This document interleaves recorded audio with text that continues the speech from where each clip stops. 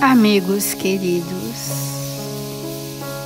em nome de Jesus nos reunimos nesta manhã luminosa em nossas vidas para buscarmos as sintonias felizes com o Evangelho de Jesus, com as sábias lições que revelam para nós as leis de Deus e que Jesus as manifestou para a humanidade da Terra na sua experiência luminosa, buscando trazer aos nossos pensamentos a luz da verdade e embalar os nossos sentimentos no doce enlevo da compaixão e da caridade. Nestas vibrações sublimes, Senhor, em Seu nome e em nome dos Espíritos responsáveis por este Evangelho, iniciamos as reflexões desse dia. Faça-nos, amigos queridos, instrumentos dignos e úteis, onde quer que nos encontremos, hoje e sempre. E aqui sim seja, Senhor.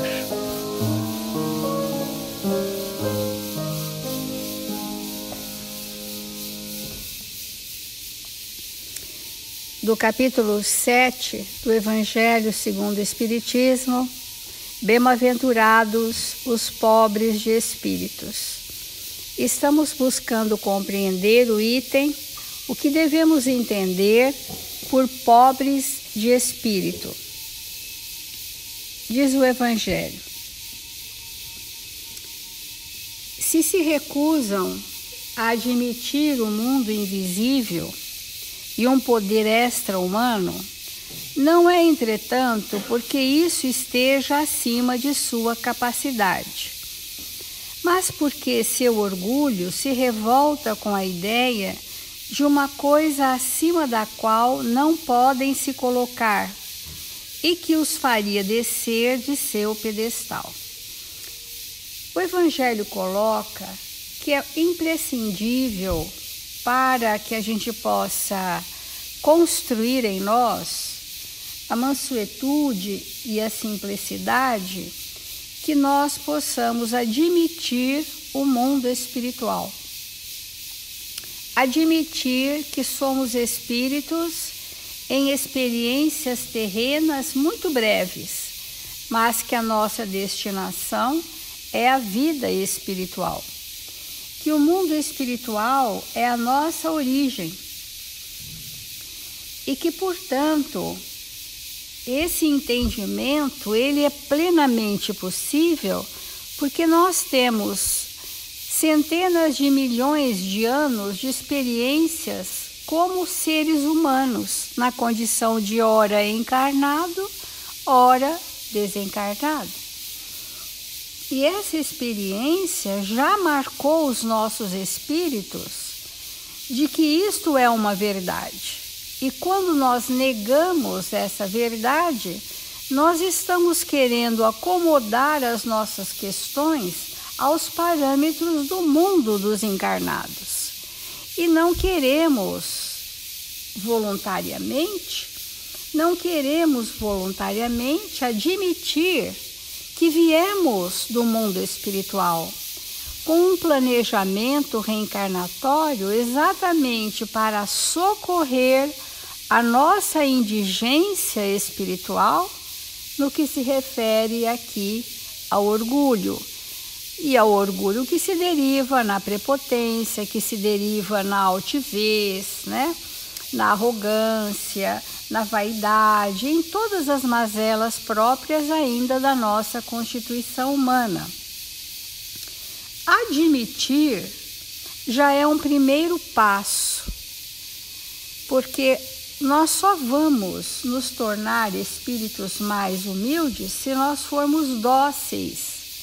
A docilidade antecede a humildade, porque dóceis a quê? Às leis, compreendendo a nossa real condição evolutiva. Esses dias todos nós temos repetido uma mesma frase que Emmanuel diz assim, que nós somos orgulhosos porque fazemos uma ideia de nós distante da realidade. E o Evangelho diz que nós damos à nossa personalidade uma supremacia, uma importância. E por isso o espírito orgulhoso, ele é muito cheio de melindres, de suscetibilidades, porque ele não se sente que merece passar por situações desafiadoras. Então, o enaltecimento, exaltação da sua personalidade, segundo o Evangelho, é que dá esse estado de orgulho, porque quando eu expando a minha personalidade, no que ela tem de mais negativo, eu fico cego para quem eu sou verdadeiramente. Então, enquanto a gente não se conhecer como espírito, nós não começaremos, o longo processo da aquisição da humildade. Então,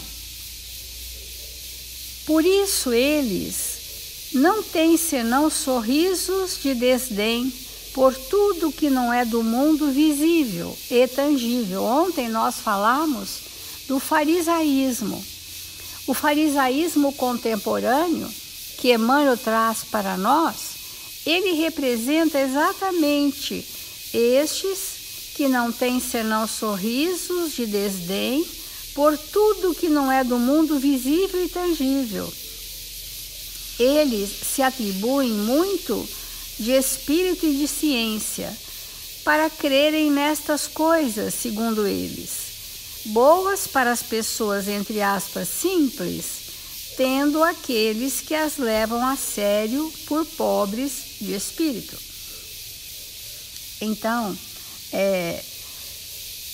muitas vezes, mesmo dentro das religiões, porque a religião, enquanto escolha religiosa, não nos define, mas nos define enquanto postura de sentimento religioso. Então, enquanto definição religiosa, não nos define, porque há muitos de nós mesmo, acreditamos que uma pessoa que não é dada à cultura, ela não é dada à verdade. Sendo que o Evangelho de Jesus, ele nos coloca na condição de espíritos com sentimentos evangelizados. Então, nós vamos falar um pouco do que Emmanuel tem nos falado sobre isso, naquele livro Evangelho por Emmanuel, segundo Mateus, a lição ante a lição do Senhor, e entendermos o que é o pobre de espírito, O pobre de espírito são os humildes, são os espíritos elevados. Por isso são bem-aventurados, desfrutam de um estado interno de profundo bem-estar, conciliado com o mundo dos espíritos. E aqui Emmanuel diz assim: louvando os pobres de espírito, Jesus não exaltava a ignorância, a insuficiência, a boçalidade e a incultura. Porque muitas pessoas se equivocam na interpretação quando vê alguém com algum nível de ignorância dizer, é um pobre de espírito. Isso é o maior equívoco que nós cometemos. Quando a gente diz pobre de espírito, nós estamos dizendo os humildes, que são grandiosos perante a lei de Deus. Por isso, Jesus não fazia referência aos ignorantes, às pessoas com insuficiência, às pessoas incultas. Encarecia a bênção da simplicidade que nos permite encontrar os mais preciosos tesouros da vida. Evangelho de Jesus é vivo, é aquilo que ele viveu e nos exemplificou. Então, a simplicidade foi o traço que Jesus primeiro trouxe para a humanidade, nascendo numa manjedoura, que não foi aleatória nem ao acaso. Foi por uma circunstância do Cristo de Deus ter mostrado à humanidade a simplicidade da manjedoura e da conciliação com a natureza, naquela noite em que os animais agasalhavam Jesus com o calor, com a docilidade, com a mansuetude dos animais. Isso é uma lição assim muito importante. Quando Jesus, já prestes a chegar na adolescência, Maria se preocupava com o destino daquele espírito tão especial, que acordava aos 5, 6 anos de idade na madrugada, ia para os caminhos, esperando que os necessitados ali passassem, para levar para eles uma palavra de conforto, uma palavra amiga, uma presença, uma vibração que se desprendia de Jesus espontaneamente. E nesse momento da adolescência, Maria diz a Jesus que iria encaminhá-lo para os sacerdotes do templo, para os doutores da lei, para que ele fosse o iniciado e, sendo tão bom, não perdesse as oportunidades que o mundo lhe oferecia. E Jesus, compassivo, disse a Maria: Mãe, eu já estive com o Pai.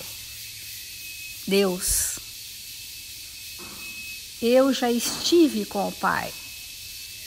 E representa na humanidade a lei de Deus, que então ele não precisaria das iniciações culturais que a humanidade da época oferecia.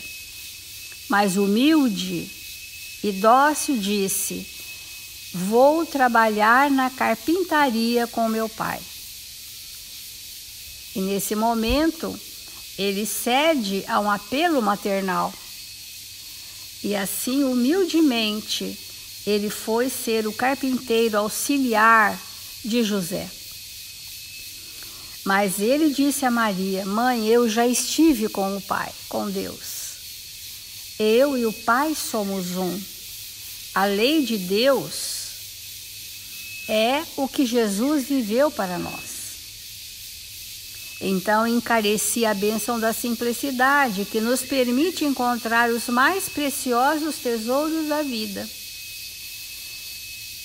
Jesus abençoava a humildade que nos conduz à fonte de paz.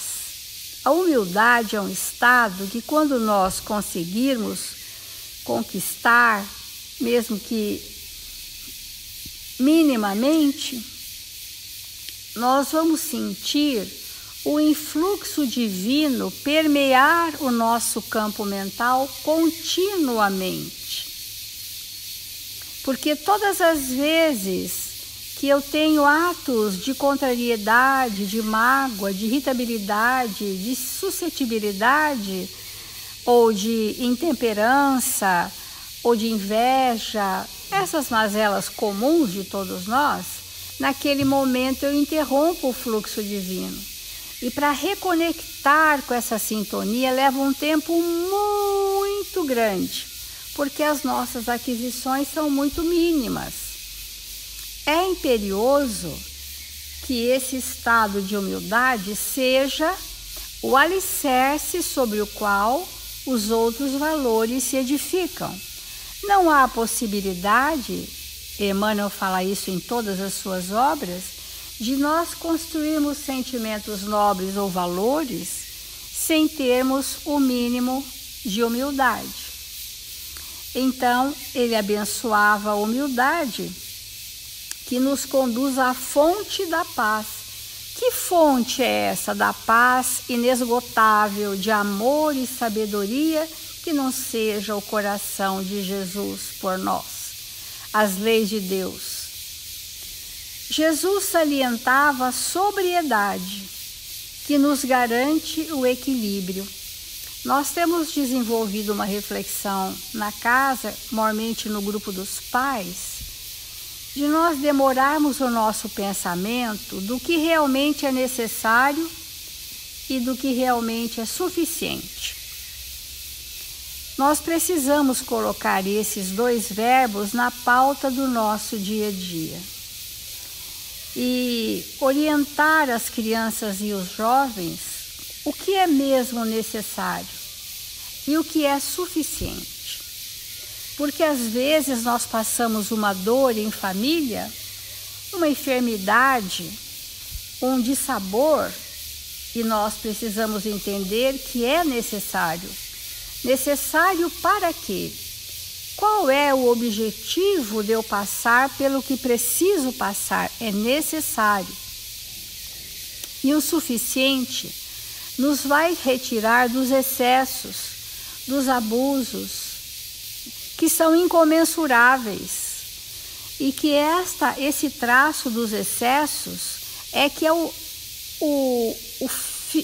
fio de iniciação de todos os vícios. Os vícios vêm dos excessos, que se tornam hábitos viciosos. E entendermos o que é estritamente necessário, que é a sobriedade, nos garante o equilíbrio.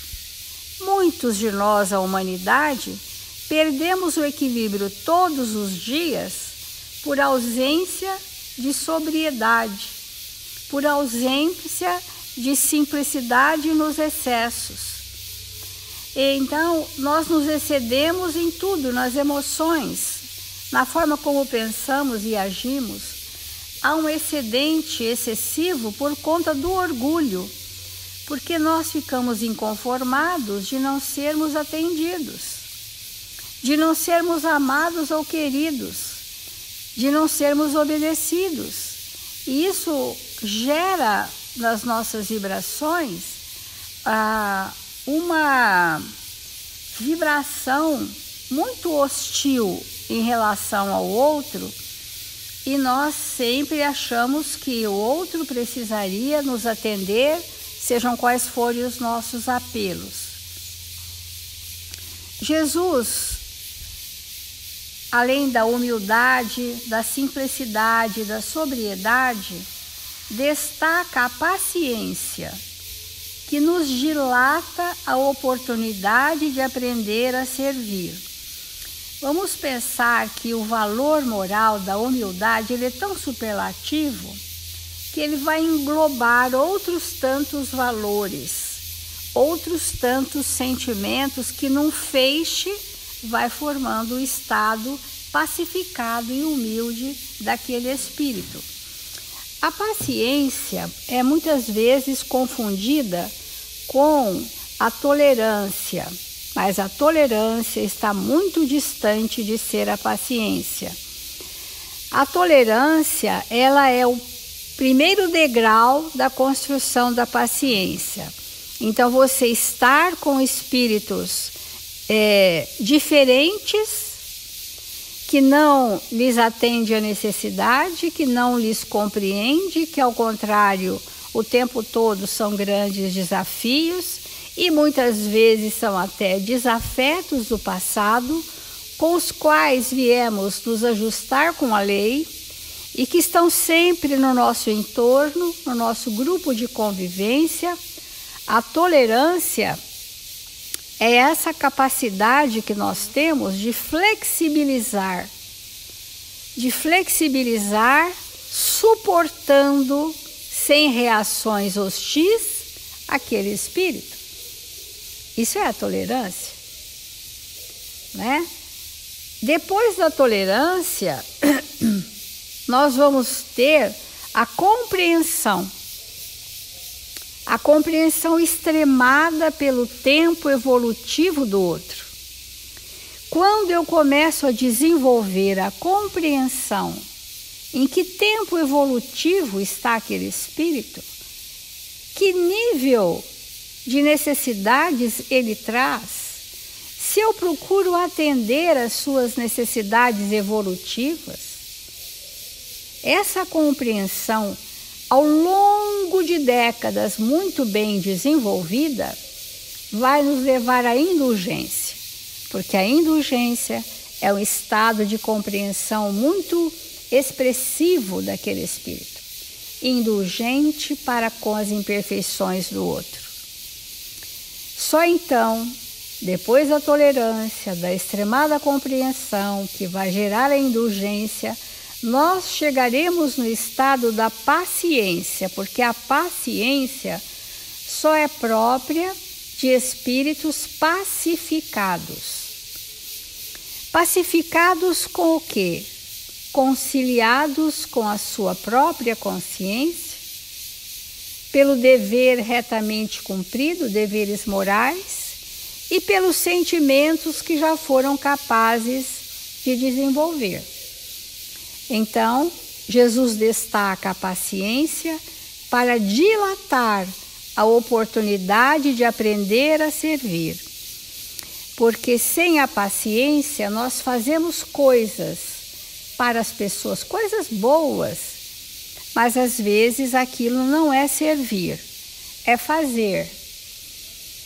Se procuras o mestre do Evangelho, não admitas que a tua fé se transforme em combustível ao fogo da ambição menos eficiente. Vale-te da lição de Jesus, à maneira do lavrador vigilante, que sabe selecionar as melhores sementes, a fim de enriquecer a colheita próxima, ou à maneira do viajor que guarda consigo a lâmpada acesa para a vitória sobre as trevas. Valer-nos das lições de Jesus é imprescindível no momento em que estamos. O planeta está se convulsionando nos estertores do materialismo, na transfiguração do farisaísmo, que ainda predomina na multidão dos homens da Terra. O planeta está mobilizando todas as nossas questões não resolvidas para que emerjam e sejam percebidas por nós para sanearmos. Então, se nós não nos valermos da lição de Jesus para nos curvar, realmente estarmos dóceis à vontade de Deus em nossas vidas, nós só geraremos para nós uma reação de sofrimento. Muita gente se alinha nos santuários da Boa Nova, procurando em Cristo. Olha que forte a mensagem de Emmanuel. Muita gente busca os santuários do Evangelho, as religiões, procurando em Cristo um escravo suscetível de ser engajado a serviço de seus escusos desejos. É fortíssimo. Que Jesus seja aquele que vem atender a todos os meus caprichos, a todos os meus desejos escusos, buscando ainda assim a proteção dos céus. Favorável clima a infeliz materialização de seus próprios caprichos. Enquanto milhões de aprendizes da divina revelação se aglomeram nos templos do Mestre em torneios verbalísticos, nos quais entronizam a vaidade que lhes é própria. Falar, do Evangelho de Jesus é dificílimo para todos nós. E há aqueles que acham que isso seja um bem, tentando posições de evidência nos conflitos da palavra, em que apenas efetuam a malversão das riquezas do Espírito. Enfim, são lições fortes que Emmanuel nos traz, primeiro, para nós identificarmos por que não somos pobres de espírito, por que estamos ainda, a grande maioria de nós, nesse patamar. Se a doutrina redentora do bem eterno é o caminho que te reclama a sublime aquisição da vida superior, simplifica a própria existência. Evitemos complicações, exigências que nada realizam em torno de nós, senão amargura, desencanto, inutilidade. Recebamos o dom das horas, como quem sabe que o tempo é o mais valioso empréstimo do Senhor. Então, as palavras fortes que Emmanuel quis nos trazer, quando disse o que Jesus exaltava, era a simplicidade, o necessário e o suficiente, a humildade, a sobriedade e a paciência extremada. Isto ainda para virmos construir um dia a verdadeira humildade. Mas estamos a caminho, porque estamos recebendo muito da misericórdia do Pai, que nos traz a clareza da verdade, dos espíritos amigos que nos embalam em sentimentos brandos, aqueles que nos conduzem ao trabalho no bem. Nós estamos a caminho. Mas, como diz Emmanuel, aquele que não se conhece jamais será humilde, porque vai ter uma impressão sobre si diferente da realidade. Então, que esse conhecimento de nós mesmos seja feito à luz do Evangelho de Jesus, para que a gente possa estar desmobilizando em nós aquilo que é um entrave à estrutura da humildade em nossos sentimentos. Vamos fazer a prece.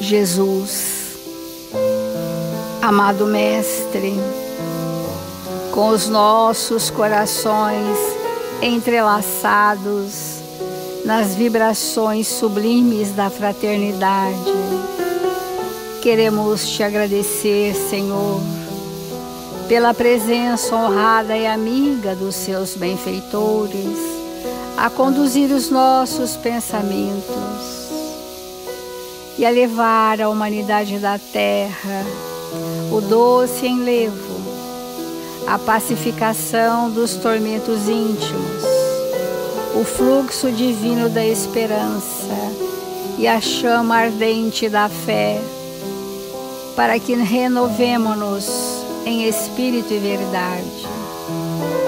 Abençoa, Senhor, a humanidade da terra, e que estas vibrações sublimes alcancem a todos aqueles registrados em nossos cadernos de vibrações. Que todos os enfermos e sofridos, Senhor, que o nosso coração alcançar nesta hora, recebam do seu amor as vibrações de paz, de esperança. Assim, amigos queridos, com alegria e paz em nossos corações, encerramos o Evangelho desta manhã. Obrigada, amigos queridos. Obrigada, Senhor Jesus, e que assim seja, Mestre.